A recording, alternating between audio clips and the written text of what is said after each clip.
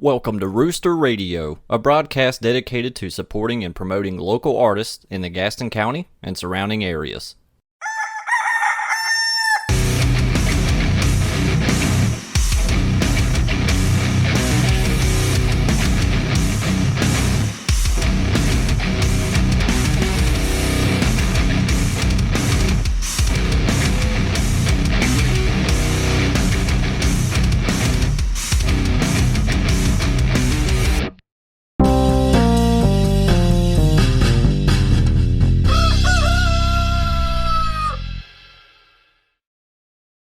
It's our wonderful producer, Ron, here. He's the one that makes us sound and look good. There you The go. wonderful producer Ron. Before we get Everybody started, needs do one. you guys, so the reason these walls are so green is because I always knew we'd record the podcast in here. Mm-hmm. So I give everyone an option to put whatever you want as a background. Oh, sweet. Do you have an idea of what you would want on the, I mean, you don't have to tell me right this second, but before you leave, we'd want to know what you would want back on the background there. We can either toss a logo or Logo's most common. the tour flyer. Because so our show here, it's a crossover. It's the Almas are on the Do or Die tour, and it's the first night of our tour. So we're kind of doubling down So on are that. you on the Do or Die tour, or you're just No, we're doing on this our once? Okay. The Almas hit us up for a show date here. We had already had the 15th through the 18th booked.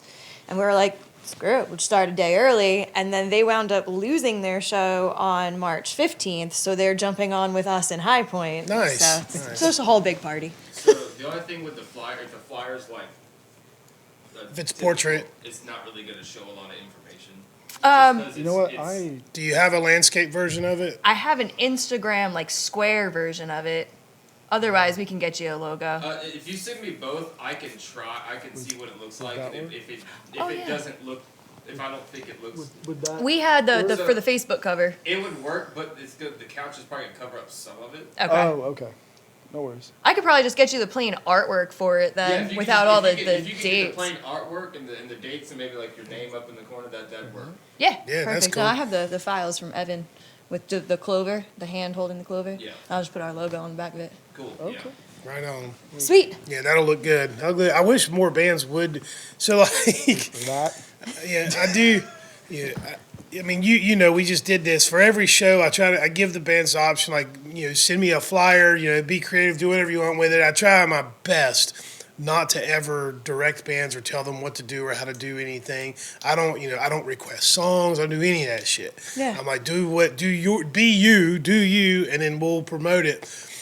Occasionally, we've worked with artists that are like, well, you can do it. They don't have, they don't have the, like maybe they're lacking in artistic creativity when it comes to making a flyer. Yeah. Like maybe their thing is music and they don't feel confident in their ability to put something together. But neither do I. I'm not very confident in my ability to make flyers. Thank God for Canva. You know what I mean? Literally. But yeah, I try to encourage bands to send me the artwork and then I'll send them our PNGs of our logos. Like if you want to use this, go ahead. I don't really care if you do or not. Yeah. And then I just wish that more bands we bring on the show would promote their show with the background. So a lot of bands want to do something interesting and cool. Like we've done this inside of a Denny's. We've had different fun little backgrounds, which are cool too. But I think you're the first band that's actually going to put your tour art the background. It took 117 episodes. It's so funny just hearing the difference in worlds, because for us and the bands that we've worked with or our friends who are doing even bigger and better things than us, that's standard operating procedure. It's if you got a tour flyer, that goes everywhere until the tour is done. So it's funny just seeing the difference in worlds for sure. So I do want to dig into the touring, but before we do that, let's introduce you to our audience. This camera right there, if you want to address our audience directly, you look right at it. We're talking to Forever May Fall. Well, 3/4 of Forever May Fall. Yep. Hey. And if you want to just introduce yourself to the audience, and then we'll get going. Sure. I'm Jill, aka Fox. I'm your vocalist. My name is Adam, aka Crabby. I play the drums. I'm Sweez, I play the bass. And unfortunately, Colt is not feeling so great, and he is our guitar player. Can't miss him. He's the dude that looks like a tree. Very tall. Just And, kidding, love you, homie. I have patiently waited for almost a year and a half to get you guys in here. Fortunately for me, it took an out-of-state band looking for a spot here, and you guys ramping up for a tour. I'm assuming the Milestone wasn't available. I don't know. What made you call us? Actually, the last time we played the Milestone, poor Sweez did not have a spot on stage and was stuck in a corner. It's fine. I don't think you're in almost any of those pictures. No, probably not. So just being here for a couple of our homies shows, and we've been here for the Dove Cage show. We've seen, man, I'm blanking so many people 50 who Flies, are I here. believe. 50 Flies we've seen here. We've seen, God, it's Tom Carden's band. Yeah. Why can't Solarist? Thank you. I was like, he's gonna be so mad at me about that. Solaris is great. I like those guys. Dude, Tom is hysterical. I love that dude. But yeah, so we've been here. I had the opportunity to be back here once or twice, and I just remember the lovely ramp to the stage. And so I think I am most excited for Load-In out of Yes. every venue we have ever had the opportunity to play. We don't have to, guys, we don't have to lift a dang thing. This is a nice setup. Well, thank you. I did build this place from an artist perspective. That kind of stuff was important to me. I mean, not to get too in the weeds about it, but like it almost didn't happen. They the powers that be wanted us to have a ramp to the stage that was out in front. They wanted like public access, so I had to fight with them and convince them that this is public access. I mean, yeah. Yeah, we can go around, to get in this. It was a whole thing. Oh my God. But we finally got where we needed to be. So, I mean, you guys, so if you don't know, Forever May Fall, pretty successful in Charlotte scene, I would say. And I think part of the reason why is the same reason bands like Lana Day are successful in this scene, because you tour. You get out of here, you get out of town, you go, you tour, you spread your wings a little bit, so to speak, and then you'll come home and you'll do a few shows here and there so as not to kind of oversaturate, which I'm not throwing shade at anybody. Like, some bands need that exposure. Yeah. You guys kind of have already gotten to a certain level where it's like, okay, we should only do this many shows a year in this area. Talk a little bit about the philosophy there. I think a lot of it has to do with the age of us personally as our members. Just, we're not in our early 20s anymore. We don't have the college schedules where we can play Tuesday, Thursday, Friday, Saturday, and, it be successful. For us, being in our 30s and our 40s, we if we can play a show on a Thursday night and be home in bed by 10:30, 11 o'clock, like, we've done the thing. Like, it's it's successful. But that's also, I mean, most of our demographic is about the same age as us, and they have families and they have children, and they can't go out every weekend, and they can't afford to come and buy the new shirt every time we play if it's, once a month, twice a month. So by paying attention to our biggest demographic and kind of catering to that has yielded a lot of success for us, because now we've created a demand. We're only out and about in this area once or twice, maybe 3 times a year. So now it's, I got to see them then, or I'm not going to see them this year. So. Very cool. I like that. Well, you explained that very well. I mean, I'm in that same age bracket, and before we opened this place, my wife and I were still living the college life. We were going to shows on Tuesdays and Wednesdays, and just white knuckling it the next day through your day, because it was that important to us. Absolutely. So when you guys do go on tour, I mean, so there's 4 of you. You all have families. Yep. How far out are you having to plan? Like, how much of a strain is that putting on your family lives? Like, how have you been able to manage that and still keep a good attitude about it and stay together as a band? Because that's where things break down for a lot of bands, especially good bands. I will say, fortunately, the staying together as a band for any band I've ever been in, and for bands that I know, I mean, we are the most like a family that I have seen any band. I mean, we spend holidays together. We all know each other's parents. You know, when our parents come to town, we're all hanging out together. You know, I've gone out, and my parents have gone to Stacy and Adam's house, you know, for dinner. It's just we're more like a family than anything. So with that coming first before the music, it's easier, I would think, for us to plan our shows and our tour schedules, because we already know, hey, like, what are the limitations for the year? You know, how many weeks of vacation do we each get from our day jobs? You know, do you have any other life events coming up? You know, for instance, this year I have a wedding in September. And damn, does it suck paying for. So we had initially anticipated maybe doing, you know, a couple of small tours this year. But when we kind of got into the logistics of planning, I was like, we're getting one. And we will see what happens after the wedding. Did you name it the Fund the Wedding Tour? I should have. I should have. We've actually, I don't know, most people might know Living Dead girl, Molly Hainig, or Haining. She's about to get married, and her and Steve did a T-shirt to help them fund the wedding. Nice. And it looks like a tour shirt. And I was like, dude, that is so clever. Like, Congratulations, by the way. Yeah, absolutely. thank you. And I'd like to add also that my wife is probably the most patient person in the world, so God bless her. Stacy is too. She's off camera right now. And so she's also been in it for I've been playing music for like 20 years now. And so she's more receptive to this limited shows and limited touring as it was back when we were in our 20s. Yeah. So this is much more pleasurable to her to only have a couple here and there. Yeah, that's something you have to think, like, you don't think about that in your 20s as an artist when you start to fall in love with somebody. You're not thinking about, you know, you're not even sure if the music thing's going to happen or work out. You just love doing it. You're doing it. Then you meet someone, you fall in love. And you're not thinking about 15 years from now when we got 2 kids and I still want to play. Like, how's that going to say, like, I mean, I deal with that on this side. You know, my wife and I, you know, like I said, we're in the same age bracket as you guys. And, you know, me opening this place in my 40s was, you know, took a lot of faith and you know, Absolutely. patience for her to stand behind it. You know, a lot of women would have been like, "Fuck that!" Like, I'm out. You know, so I'm very similar to Pat's situation. It matters to me how my spouse feels about things, you know, and all that. And I it's my priority to keep that healthy. But having a very understanding person in your life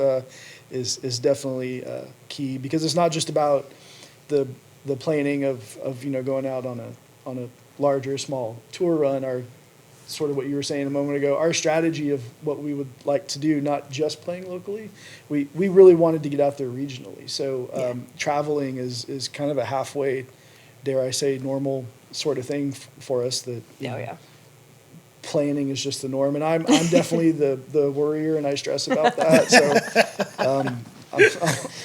I dig into the details, and I'm sorry. No, I mean, but the both of you, like, it's good to have the checks and balances, because Colt and I can be way more impulsive. Like, we could get offered a show in like Texas, and we'll be like, hell yeah, and then they're like, wait, hold on, how are we getting there? Like, how much is this going to cost? And we're like, oh crap, we got to look at the band bank account.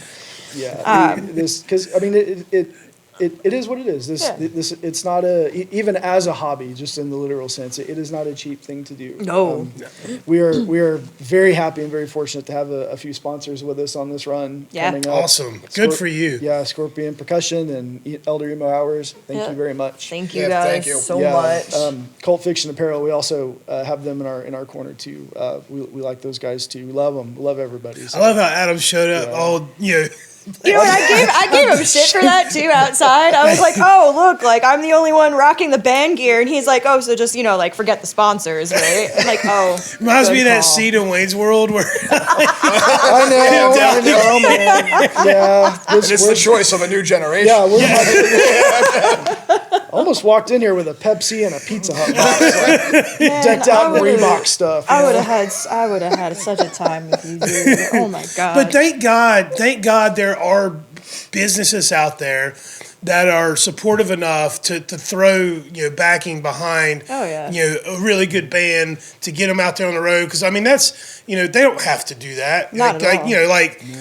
Saluda and Zildjian, like people are going to buy their shit regardless, but when companies like that throw resources behind bands that they believe in, that's an awesome thing, and we should thank them and make it a point to highlight those companies. I'm actually a signature artist with Scorpion Percussion, and you're absolutely right. They did not have to bring me on board. I'm incredibly grateful, but we are super humbled by.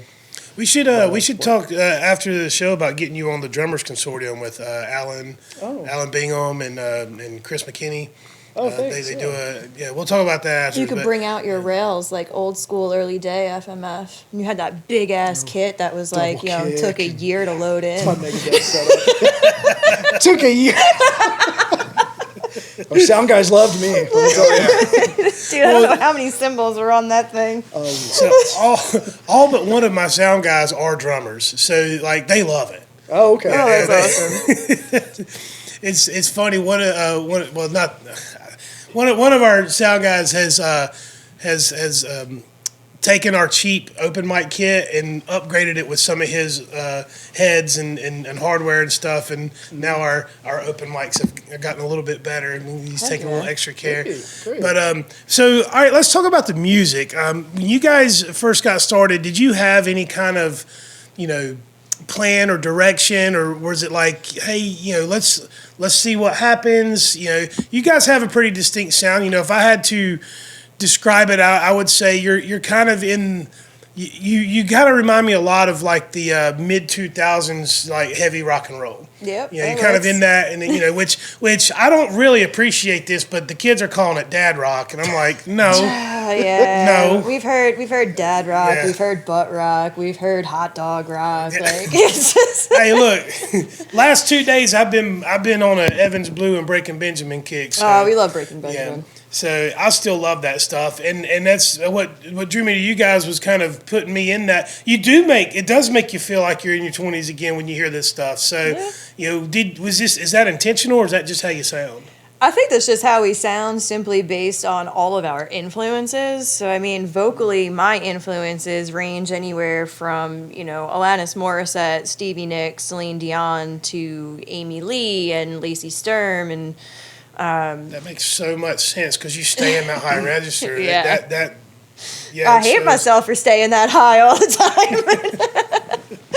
But thank you for noticing, because it's definitely a challenge. But I think all of us, like, we have very similar influences, and it's all around that 2000s rocks. Breaking Benjamin. You've got some Lamb of God, and I mean, we've got everywhere. I think the trick for me, yes, I absolutely listened to that era of stuff. All of your Salivas, all of your just Godsmack, just all that stuff, right? What has helped me though, what I really enjoy listening to, is more of your metalcore stuff and your things like Lamb of God and things like that, Bad Omens and stuff like that. But it's interesting because what is composed in the songs, we don't really perform a whole lot of what we listen to all the time, and I think that might be a little bit of a trick to it, because we bring a lot of those influences in, and we have what we have, I guess. But yeah, we kind of started this sound during the shutdown, right? This newer stuff. So the newer stuff that was released within the last 2 years, that was all Colt teaching us older dogs new tricks, because Colt is our token Gen Zer. So when we first started out, our original guitar player had a very dated sound. He was very, very Deftones. And his amp sounded just like it was like a Deftones guitar, just coming right out of it. Every song was about 4 or 5 minutes long. Some made it to 6.5 and 7. Every song had a guitar solo, and it was a mess. But then after just creative differences, when we started just kind of hanging around with Colt more, he brought the idea of, have you guys ever thought about working with a producer and like getting outside input and getting newer ideas and things like that? And we were all for it, and our original guitar player just wasn't. And so that's where we decided to part ways, and we weren't really sure what all we were going to do at the time. And we wound up kind of adopting Colt at the end of 2020. And we started working with some people that he knew. We worked with Kyle Odell and Josh Landry. We also worked with Wes Lauterbach from Lowborn. And I probably butchered his last name like I do all the time. Sorry, Wes. Sorry, Wes. Love you.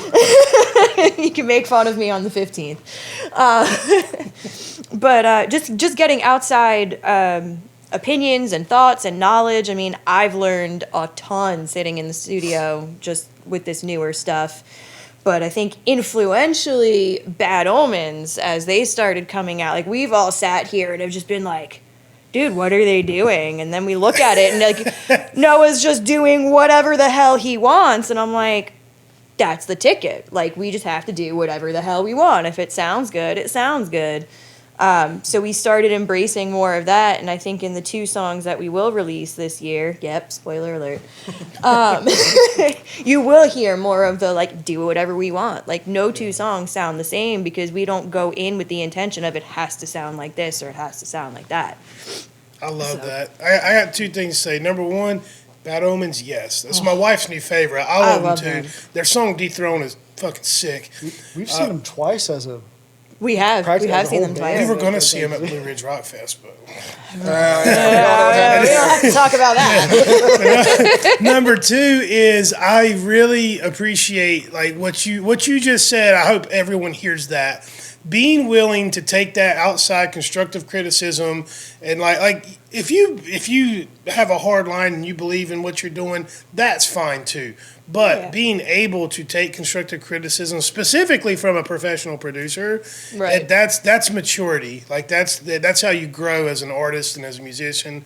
You know, I really identify with that. You know, on some level, I wish I had a business mentor like that could be like, dude, you're fucking up. Like, don't do this, do this. Right. You know, but so I like to hear when bands have that. You know, you gotta have thick skin, right? You gotta be willing to take that stuff and look, you don't have to listen to it, but being able to accept it, and then you come out on the other side, and maybe you don't accept it when you hear it, but maybe you think about it next time you're writing, and you make a little tweak here, and you get a little bit better because of it. I've personally had to learn how to do that. You didn't like it at first. Come on, can we talk about Aftermath? Like, I went into the studio and like. I was sad girl. I was not having a good time, and I wanted to write about it. And Kyle was like, no, we're not being sad today. And I'm like, excuse me? He's like, no, we're just not going to do that. And we wrote Aftermath, and I left the studio, and I was like, fuck this song. I didn't listen to it, but I didn't listen to Aftermath until probably we were ready to shoot the video for it. And then at that time was when I made so many life changes. Like, I had quit smoking cigarettes, I had quit drinking, I was working out, and I was like, oh, like, now I relate to this song. Like, okay, thanks, Kyle. A year later, I was like arguing with you in the studio about it. Yeah, that's a banger. And now it's our biggest song. It's our most streamed song. Completely valid. just seriously, I've always been so insecure about myself and about the playing, and on stage is kind of a vulnerable time for me. I try to look cool and sound good. You look cool and sound exactly good. what a guy who plays Dad Rock would say. But I've just, I just not, admittedly, I'm just, it's. I mean, I think I don't know. I think we are all lame in our own rights. Like, what did I tell y'all last night? I was on my couch at 8:30 knitting on a Friday night, like, and that was a good night. So, like, I loved that. Thanks. So sweet. I'm gonna knit you a hat. But, like, I am not as cool as I appear on the internet. Like, I mean, we practice once a week. We shoot a video maybe twice a year. Like, that's when we're cool. Rock stars at night and nerds during the day. Yeah. Well, I relate a lot to what you're saying, Adam. Like, I struggle with the insecurity too. Like being in public, having open in this place, and now, people that I don't know who I am and stuff like that makes me very uncomfortable. And on some level, like, I mean, look, I'm not saying we're successful yet, 'cause we're not. We're getting there. Like we're turning a corner. but you start to get what I like to call imposter syndrome. Like you start to feel like, is this, is this really who I am? Is this what I want to be? Is this, like you get, when people will say stuff to you that just out of left field, out of the blue, and you're like, wait, what? You nailed it right there. The imposter syndrome. We've all talked about it. Yeah, at depth, ad nauseum. Just to clarify, I am not cool. I am not. Don't get. Please don't. I'm not. I mean, I'm kind of cool, but like just that much. No, I'm not. No, we have absolutely talked about that. And it was such a weird phenomenon just for me. We love playing live, or I'll speak for myself. It's a high, love performing. Oh, yeah. And so it feels contradictory to me to say I feel vulnerable and insecure on stage and stuff, but at the same time I love it. We get so many compliments. We appreciate everyone that spends their hard-earned money to come and listen to us, and we appreciate the compliments, but even sometimes that with me, I start to get, I don't know what the word is, maybe insecure still about that. Sometimes it just doesn't feel real. Yeah. Like going to work the next day after a show, right? Like playing this huge banger of a show, having a giant crowd, walking out with thousands in merch revenue, right? Like a successful night. You're like, wow, holy crap, like we did the thing. But then you're at your desk the next day looking at the pictures from the night before and you're like, that's not me. Like, who is that? I mean, I remember I was having a conversation with Jordan from Killicoy. And I had said something about, like, I don't know, man. Like, sometimes, like, I just don't have the confidence. And he was like, you? Like, you don't have confidence? He's like, what are you talking about? I'm like, I'm like, well, I guess I hide it well then. Yeah. Well, yeah, you want to, when you find yourself in the public eye, for me, I don't, it's different for everybody, but for me, I never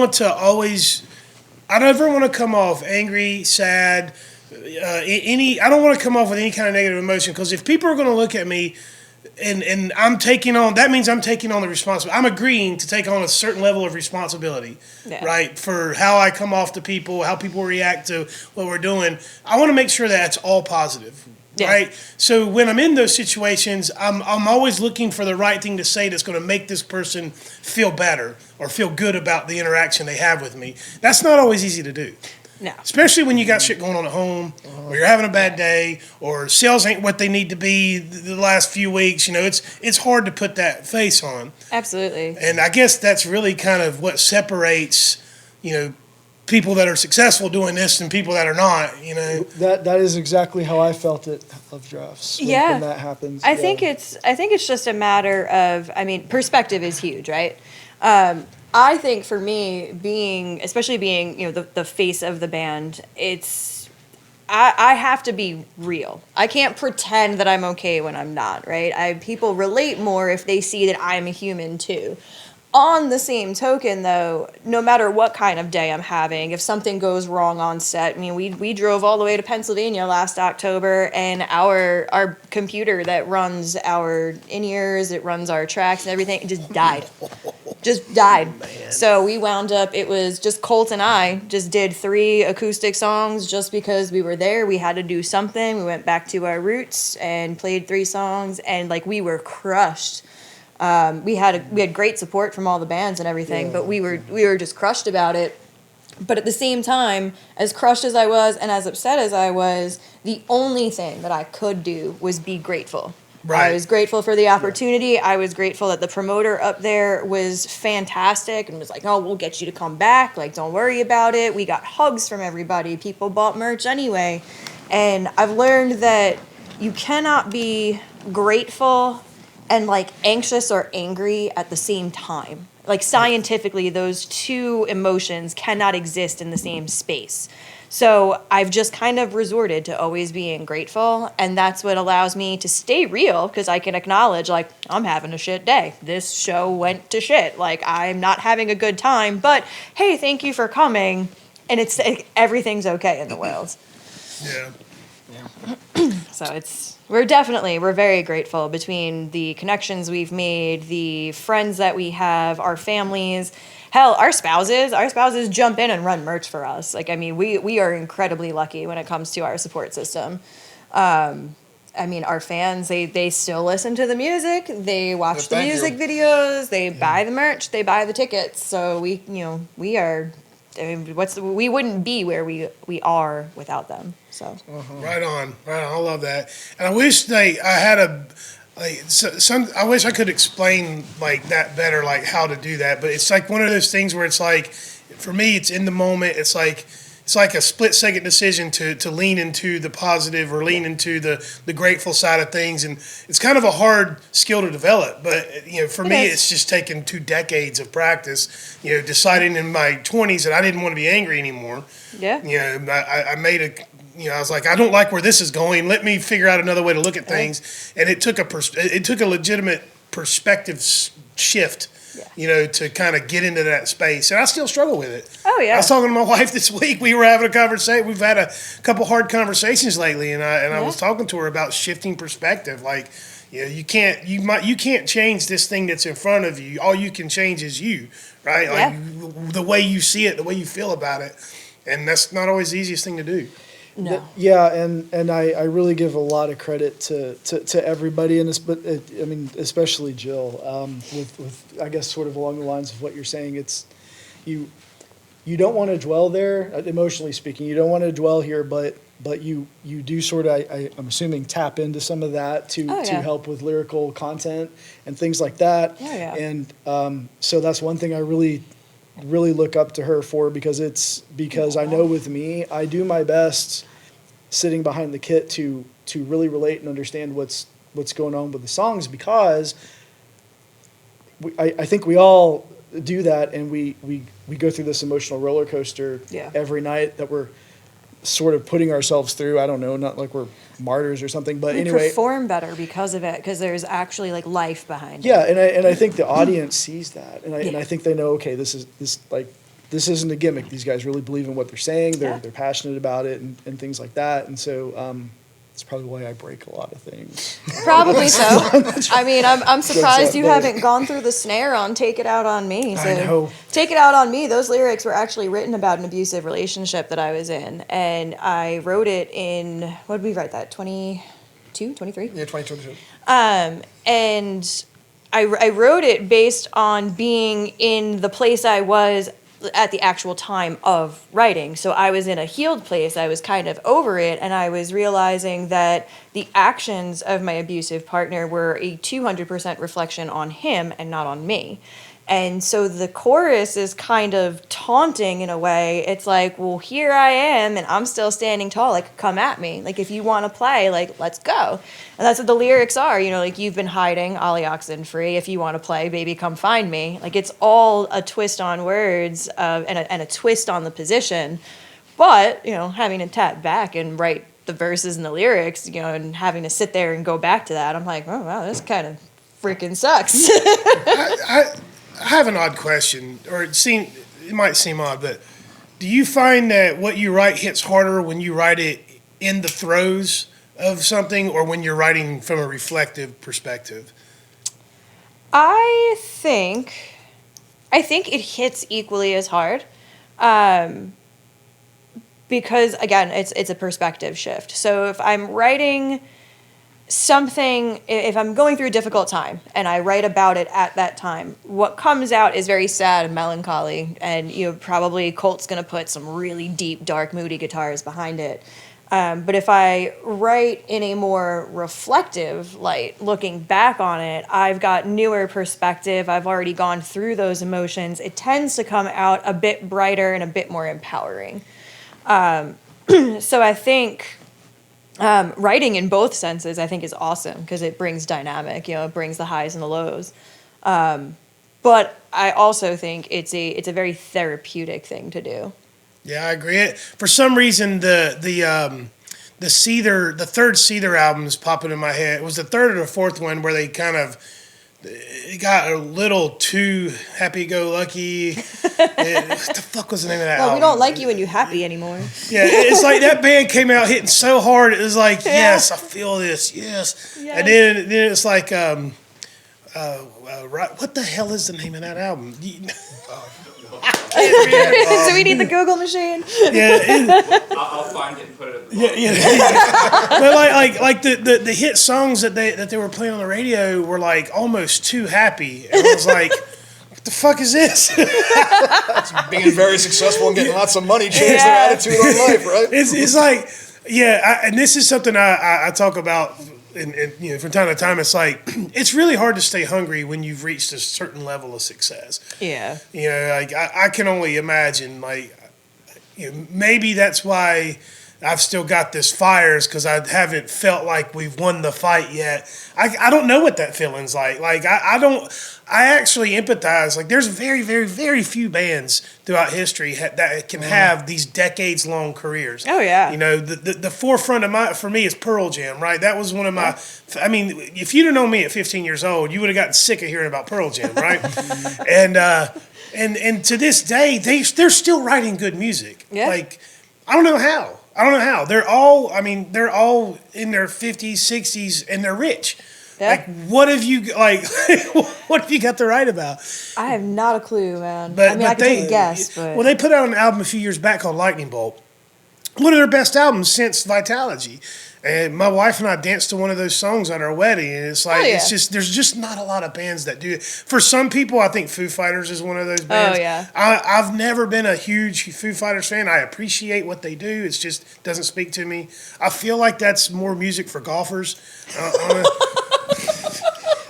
Maybe we all have to define what success looks like for each of us, and then Correct. Maybe go from there. Oh yeah, but I think it also too comes down to kind of being mindful of the perspective that you brand yourself with. So we, at the end of the day, we are we try to remain very, very positive and brand ourselves with positivity. So it really doesn't matter what our songs sound like. If a song is mad, a song is angry, like at the end of the day, there's a positive notion behind it. Whereas some of these bands from like the early 2000s, like Breaking Benjamin, for example, if they were to put out a happy song, you'd be like, what the absolute fuck is this? Yeah. Because they've branded themselves off of Ben Burnley's hatred and his tormented Strife, mind yeah. and his strife. So if you go from branding yourself to that, and like you said with Saliva, like they had all of these like heartbreak, hate you, fuck these kind of songs, and then you come out with this happy-go-lucky stuff, you're like, who, what the like, what happened? It's really hard to like evolve as an artist, because you don't want to write the same album over and over again either. Yeah. And I will say this about you guys: do a really good job of letting it bleed. Like even in your social media, like you're always like happy in a good place, but yet you're writing these songs that are about some heavy subjects. They just have this. It's like you've got this positive attitude about it, and it's to me that type of writing is very, very helpful to me. Like there's a handful of bands that I listen to that have that. Like I'm going to write about some really sad, fucked up shit, but you're going to be happy at the end of the song. It's a skill. That's a fucking skill. No question about it. It's therapeutic too. I mean, it's like the reason why I listen to such angry, fast, aggressive music is to get those negative emotions out. So when we do it, we're having a good time. It's it's cathartic. Yeah. It's also our generation. You bring this up all the time, but being the generation that grew up with MTV, like actually having music videos. Yeah, so when we do the music video, I mean, it's 90% of the time like we don't just do a music video to do it. We have 2 songs that we're going to put out this year, and we were, I was talking with Colt, and I was like, I think our later release has more quality for a music video than say our first one of this year. I think our first one is just a fun one. It's going to be a great jam. It's going to be something cool to listen to, but I don't think there's a lot of content or imagery there for a video. And so we do put that calculated thought behind the videos that we make. And Who You Are being the most symbolic. That was our last one from last summer. Where I'm beating the crap out of a casket in a church at what appears to be a funeral, and it's really like, it's the whole premise is finding out that somebody isn't who they said they were. You see the true colors of somebody, and some people could interpret it as like you find out the secrets about somebody when they pass away. But for us, it was when you find out that somebody isn't who they say they are. Like nobody talks about that the mourning process that goes on there. Like, you do grieve the loss of who you thought that person was. And that's what the music video is. It's all these people sitting in a church, you know, paying their respects, and then I come in and I'm sitting there and I just kind of lose it. I'm like, nah, and I just start banging the crap out of the casket and running around and screaming at it. And while we were even writing that song and tracking it, the second verse, I don't always do it live just because it does I'm not a screamer. It doesn't come to me naturally. But in the vocal booth, like, while we were writing it, like, I just collectively lost my shit. And, like, I was just yelling. And that's what we kept as the track. Nice. So it's everything has just a lot of thought behind it, you know. I like that. I like that you're taking time. I mean, it brings up a good question. What is your favorite, like, music video from MTV days? Like, do you have one that kind of stuck with you? It's like, man, I want to do that, or that's a really cool idea. Yeah. Well, so Jill's right. I am a music video junkie. There was about a 3-year span where that's the only thing I used YouTube for. Yeah. Was go back and watch old music videos. Still do. Up to this morning. Yeah, still do. That's where all my playlists are. Yeah, he's not lying, but every time I go over his house. I think the world was a better place when kids got ready for school to MTV. That's true. But wait, Adam, let me before you start. Every time I go over his house, his background music is background videos on the TV. It's like some people have like a Yule log burning or something. Like, no, he's got the videos on as the music tracks. Like, that's how when we entertain at the house. That's what we do. We just pull up YouTube videos, music video playlists and stuff. That's hilarious. Yeah. But is there a video that stuck out and that stuck with you? It was like kind of was inspiring for you. I'll go. What was that first Tool one? When they came out with all the claymation going on. Or no, Sober. Yeah. Like, I've never seen anything like that, like animated and dark. I mean, this is before Nightmare Before Christmas and things like that. So it's like stop motion, gothic, like looking stuff. It's still forever stuck with me. And I was like, okay, I think I like this band Tool. This is pretty cool. I can't think of anything that really, like, stuck out to me, but that's also because my memory is, like, absolute trash. Funny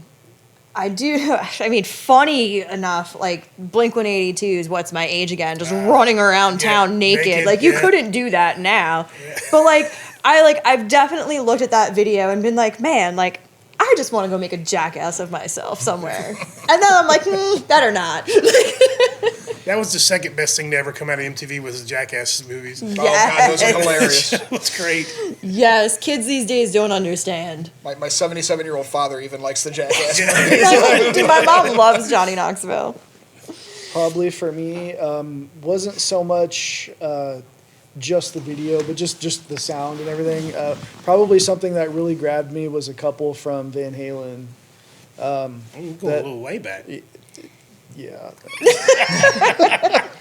Sammy Hagar or David Lee Roth?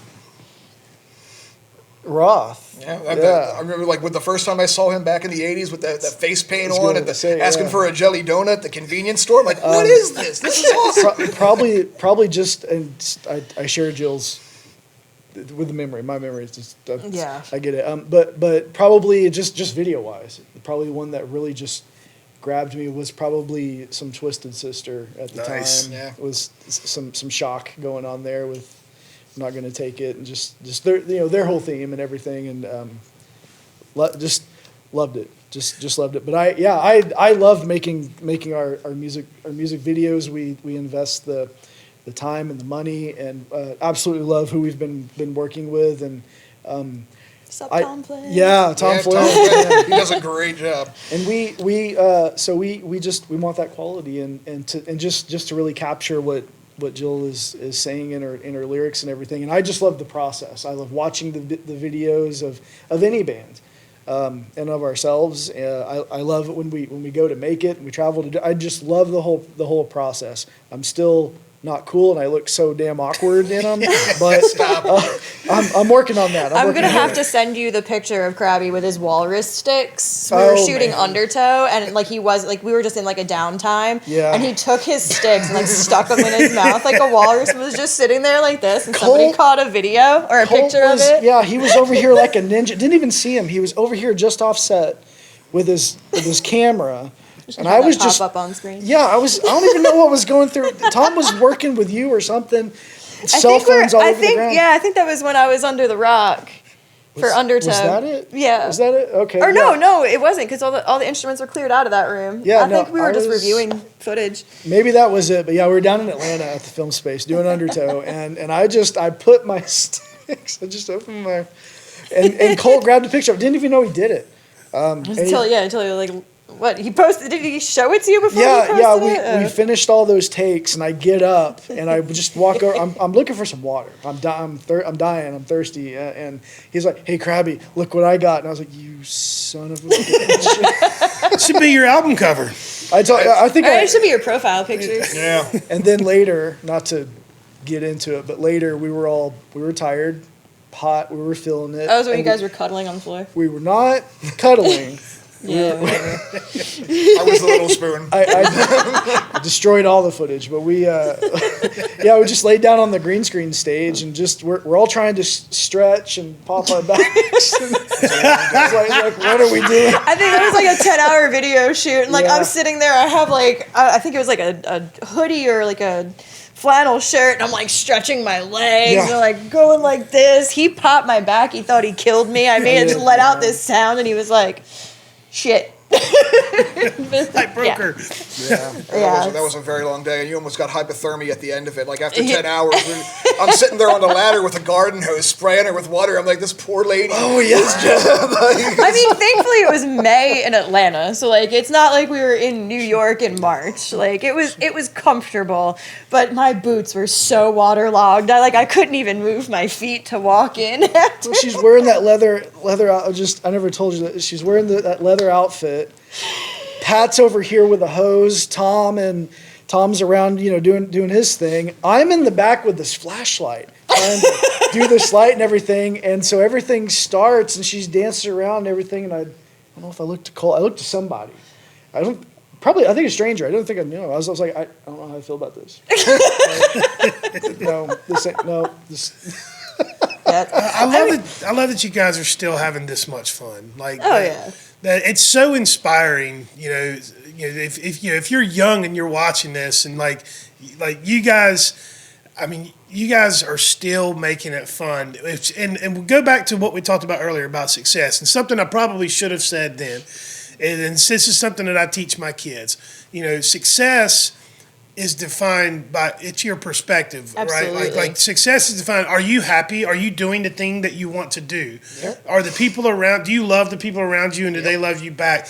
I kind of have settled into this mind space where, for me, success is happy. That's what they're to me, they're one and the same. As long as I'm happy, I feel like I'm successful. And that's kind of how the vibe that I'm getting from you guys is like, it doesn't seem at all like it's about how much can you make on this tour. It's about, can we do this tour and go have fun? Yep. And that's inspiring to a guy like me. Thank you. Sure, thank you. We try to keep it. I mean, keep it that way. the business stuff can get tiring. We're an actual Secretary of State, registered business, file taxes, all that fun stuff. That part sucks. I'm very thankful that my background, for my day job is law and business. Oh, so nice. it's incredibly helpful. It definitely helps, when making connections too, because my communication is so professional. Most people, even Scorpion had said it to us. They were like, damn, that was the nicest letter we've received for sponsorship. That was compiled and we knew what we were getting into. That was great.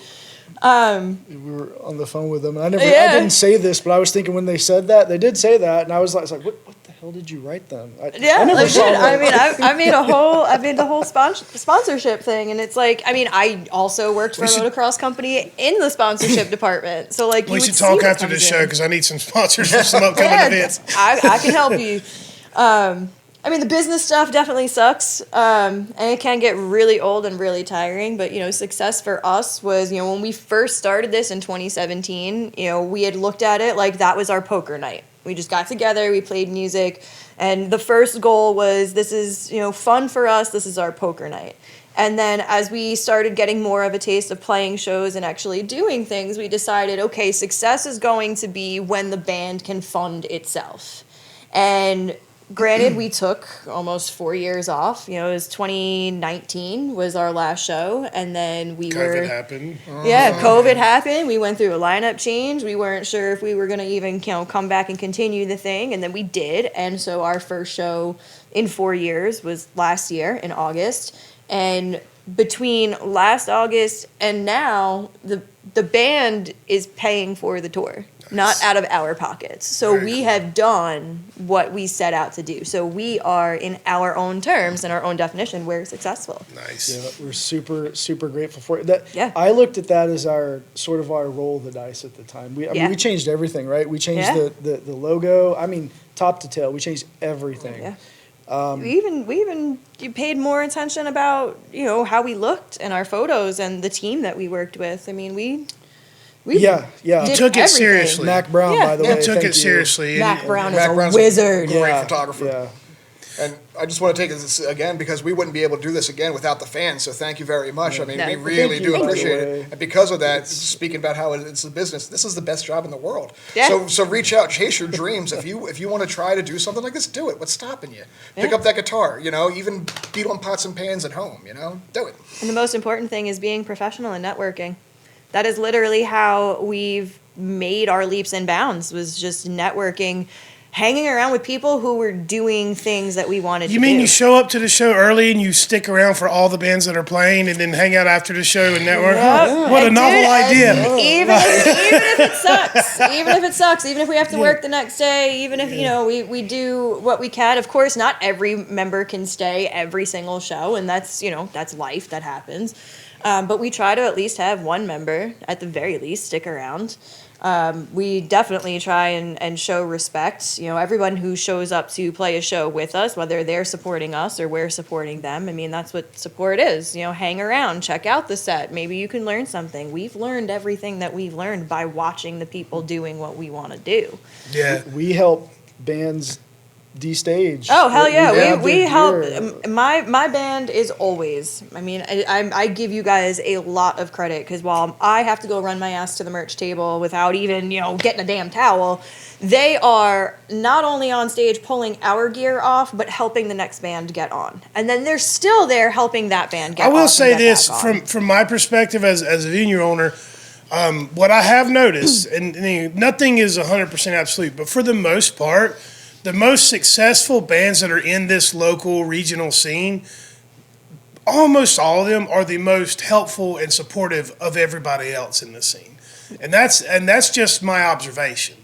I don't want to throw shade at anybody, but I'm just saying, like, I'm on a mission to kind of elevate music in this scene, not just rock and roll and heavy metal, but like all arts. The what I have found is that rock and roll and heavy metal are the most supportive, and they're the ones that show up. That's why we do more of that than anything else. So if you're a country artist and you're watching this and you're wondering why don't we do country shows, it's because nobody fucking comes. I come to the shows and we'll do more. Yeah, come on. But I do want to end on a high note. Before we wrap up, because we're approaching an hour, go ahead and let's plug this show. Yeah. Please. So plug away, tell everybody where to find you, what to look for, and we'll wrap it up.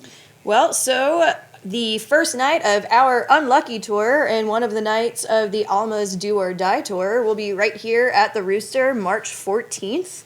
And then we will be on our merry ways onto the rest of the Unlucky tour, heading up to High Point, New Jersey, and Pennsylvania, and then coming back home. So we're going to get nice and cold, and then come back and get It warm. snowed there last night up there. Fantastic. That's why I moved. But we hope to see you here. And if you can't make it, or you just want to find us anywhere else, we are literally on everything. We're on Vivo. Our music videos are on Vivo. We're on Spotify, Apple Music, iTunes, Amazon, Google, Deezer, Tidal, everything else, and every social media platform there is. We just got on Bands in Town. Thank you for recommending that, Seth from Counter, who will also be here on the 14th. So now we're on Bands in Town. We're on Facebook. We're on Instagram. We're on TikTok and whatever Twitter has become, and it's all easy at Forever May Fall.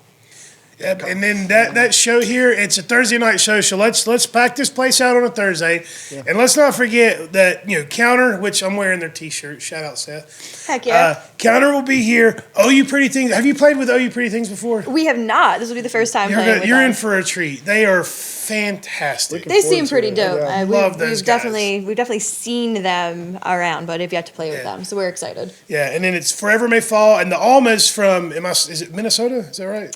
Or I want to say Wisconsin. it might be Wisconsin. It's one of those. I'm terrible. Love you guys. Is it one of those don't you know states? Yes. Yes, it's definitely a don't you know state. Definitely. NFC North, somewhere up there. But guys, thank you so much. This has been an absolute pleasure. This has been one of my favorite conversations that I've had on here. Thank you so much for being here today. Thank you Thanks for having reaching us. out. Thank you. Sure. Thank you for having us. Yes, thanks for hosting And the for- show. Thanks for having us, and thanks for keeping music alive, Yeah. because I mean, we've seen in this city specifically, I've only been here about 11, 12 years, but I mean, I've seen venues come and go. Yeah. Tremont Music Hall. We're doing everything we can to keep the doors changed open, and- and again, it goes back to what I just said, the reason why we do more rock and metals, because that's how we're paying the bills. Yeah, absolutely. Yeah. I mean, you've read my mind. Like the Charlotte music scene was unfortunately dying, especially right before COVID, and COVID like knocked it out. Like even if you can't come to see us at the Rooster, come to the Rooster anyway. They're right outside of Charlotte. This venue is awesome. Yeah. It's just check it out. Like the best beer prices in the area. I don't even drink anymore, And but selection. I'm so gonna turn very this into a happy reel. y'all don't have to spend like $12 on a beer. And all you bands out there, you can't see it from where you're at right now, but The they have, loading is they have a ramp. fantastic. They Huge have a double ramp doors. and double doors. Right to the stage. Okay. Boom. Yeah, no stairs. There's no stairs to get your gear onto the stage. So Call up the Rooster. Get on a bill here. You won't regret it. Yeah, what's Seriously. the capacity you have here? We can sell 175 tickets to a show. The stage is 26 feet wide by 12 feet deep with a drum riser that's 6x8. And we do door deals, because we're small, and we're in a smaller town. We're in a there's suburb. more incentive to do a So, door deal though. yeah. But what I can tell you is when we do get a big crowd in here, I mean, it's like I've seen bands for the first time here, like local bands I've never seen before with a pack, like Lana Day. Yep. Lana Day was here Love them. last month. We sold that show out. People were crowd surfing in this little space. No way. Crowd surfing was happening, Yes. and I was just overwhelmed with emotion. Like this was better than half the concerts I've been to at the Fillmore and yeah. these bigger spots. Just because you can't get that close to the artist and that that intimacy that we have when we have a big show here, and there's a lot of people. Absolutely. There's just nothing like it. There's just not. If you, when you can get close enough to a stage Oh, yeah. as a person in the audience at a venue, and you can just high five the singer or whatever, somebody on the I mean that's great. It is. That's great. Yeah. It's just a whole nother level of like awesomeness that why we love doing this stuff. I think it also goes to say that in local music, whether you're here at the Rooster or you're anywhere else in the Charlotte surrounding area, and even when we're out on the road, Pennsylvania and stuff like that, the crowd is much nicer because you have a more supportive crowd. You've got a lot of friends, you got a lot of family members, but like the type of people that are in the crowd are a lot nicer as opposed to going to say a national and going to PNC. Like people have kind of like lost their damn minds after COVID, and it's like I see more fights at like the national level shows and the bigger festivals, whereas like you come to one of these venues, I mean you got kids running around in a little mosh pit and like all the adults are playing with them. Like it's just a very wholesome environment. Yeah, so. that's it, and that's where we're going to end. If you've got kids, you Yes. can't use them as an excuse not to come kids to are the not show. an excuse to We're not all come. ages. They are welcome. They are welcome, and we love to inspire the next generation of musicians. So, please, I will watch my language. Thanks again, guys. Thank you. Thank Yep. you. Ladies and gentlemen, forever Thank may you. fall. Peace and love.